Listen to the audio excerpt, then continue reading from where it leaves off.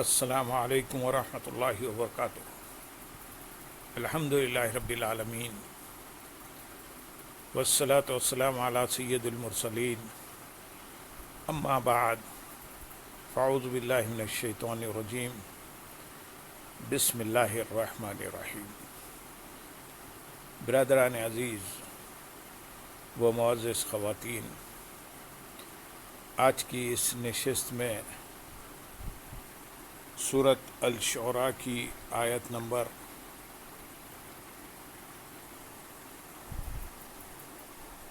36 سے آیت نمبر 51 تک تمام آیات کا ترجمہ و تفسیر پیش کرنے کی سعادت حاصل کی جائے گی۔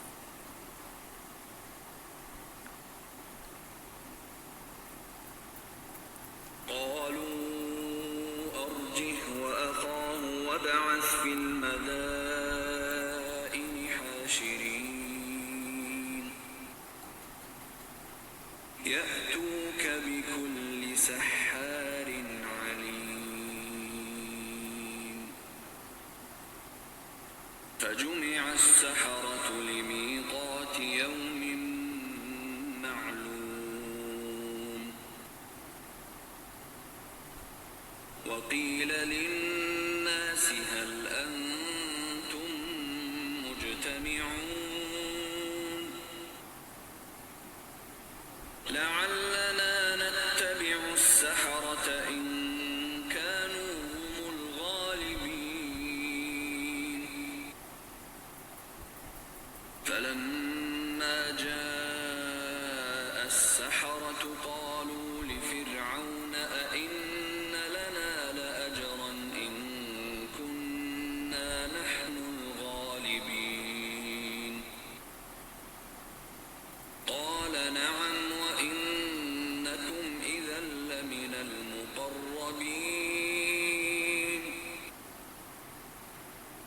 قال لهم موسى ألقوا ما أنتم ملقون فألقوا حبالهم وعصيهم وقالوا بعزة فرعون إنا لنحن الغالبون فألقى موسى عصاه فإذا هي تلقف ما يأفكون فألقي السحرة ساجدين قالوا آمنا برب العالمين رب موسى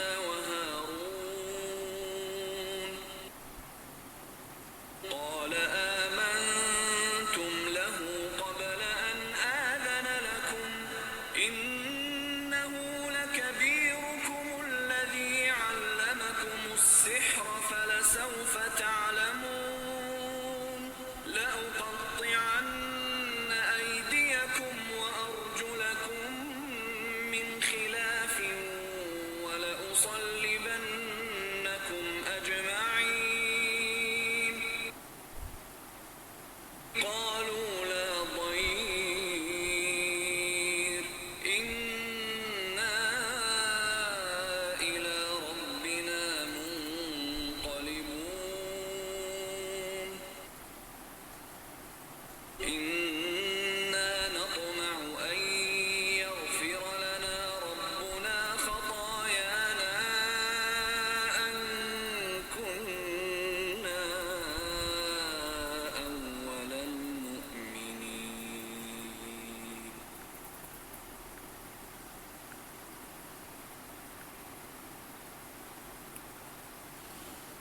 انہوں نے کہا، اسے اور اس کے بھائی کو مہلت دو اور شہروں میں جمع کرنے والے بھیجو، وہ تمہارے پاس ہر بڑے علم والے جادوگروں کو لے آئیں گے۔ اس آیت اور اس کے بعد والی آیت کا خلاصہ یہ ہے کہ فرعون کے مشورہ طلب کرنے پر سرداروں نے اس سے کہا، تم حضرت موسیٰ علیہ السلام اور اس کے بھائی ہارون علیہ السلام کو مہلت دو اور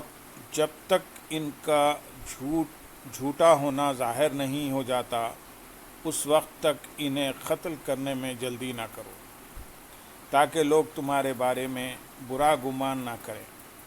اور تمہارے پاس انہیں قتل کرنے کا عذر بھی ہو جائے۔ اس کے لیے تم یوں کرو کہ مختلف شہروں میں جادوگروں کو جمع کرنے والے بھیجو، اور وہ تمہارے پاس ہر بڑے علم والے جادوگر کو لے آئیں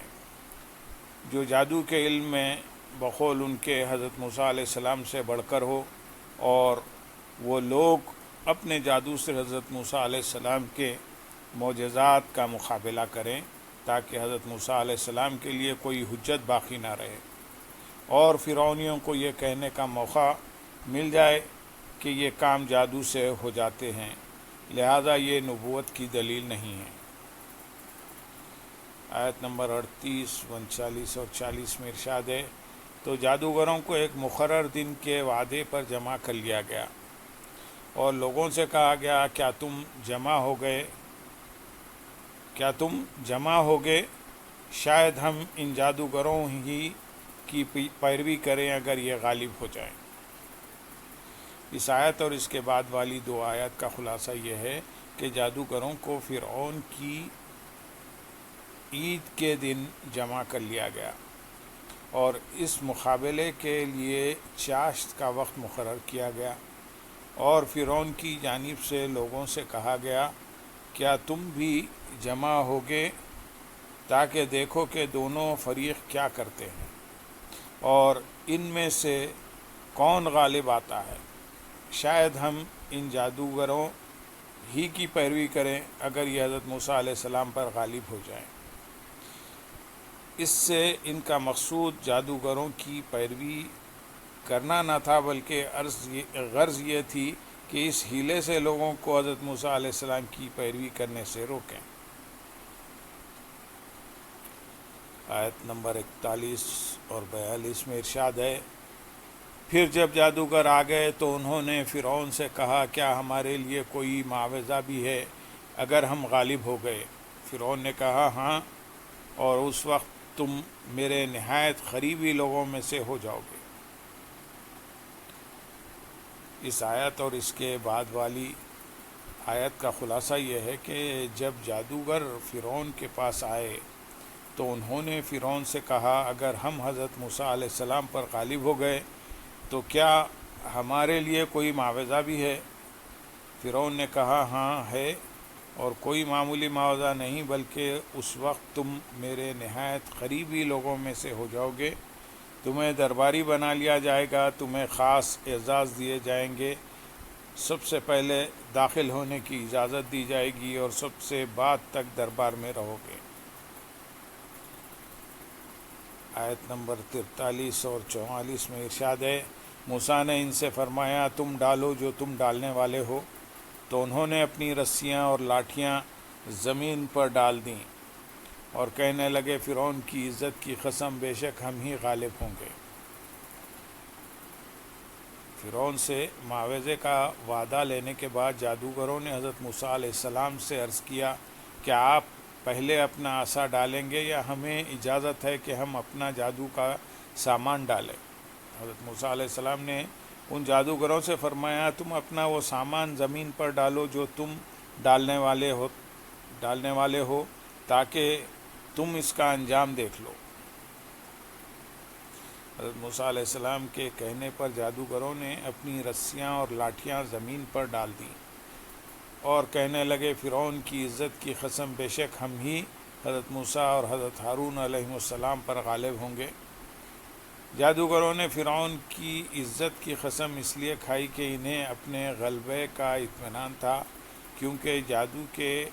اعمال میں سے جو انتہا کے عمل تھے یہ ان کو کام میں لائے تھے اور کامل یقین رکھتے تھے کہ اب کوئی جادو اس کا مقابلہ نہیں کر سکتا۔ آیت نمبر 45، 46، 47 اور 48 میں ارشاد ہے، تو موسیٰ نے اپنا عصا زمین پر ڈالا تو جب ہی وہ ان کی جال سازیوں کو نگلنے لگا تو جادوگر سجدے میں گرا دیے گئے۔ انہوں نے کہا ہم ایمان لائے اس پر جو سارے جہان کا رب ہے، جو موسیٰ اور ہارون کا رب ہے۔ اس آیت اور اس کے بعد والی 3 آیات کا خلاصہ یہ ہے کہ جب جادوگروں نے رسیاں ڈال دی تو حضرت موسیٰ علیہ السلام نے اللہ تعالیٰ کے حکم سے اپنا عصا زمین پر ڈال دیا، تو وہ اسی وقت بہت بڑا سانپ بن کر ان رسیوں اور لاٹھیوں کو نگلنے لگا جو جادو کی وجہ سے اژدہے بن کر دوڑتے نظر آ رہے تھے۔ جب وہ ان سب کو نگل گیا اور اس کے بعد حضرت موسیٰ علیہ السلام نے اسے اپنے دست مبارک میں لیا تو وہ پہلے کی طرح عصا تھا۔ جادوگروں نے جب یہ منظر دیکھا تو انہیں یقین ہو گیا کہ یہ جادو نہیں ہے، اور یہ دیکھنے کے بعد ان پر ایسا اثر ہوا کہ وہ بے اختیار اللہ تعالیٰ کی بارگاہ میں سجدہ ریز ہو گئے،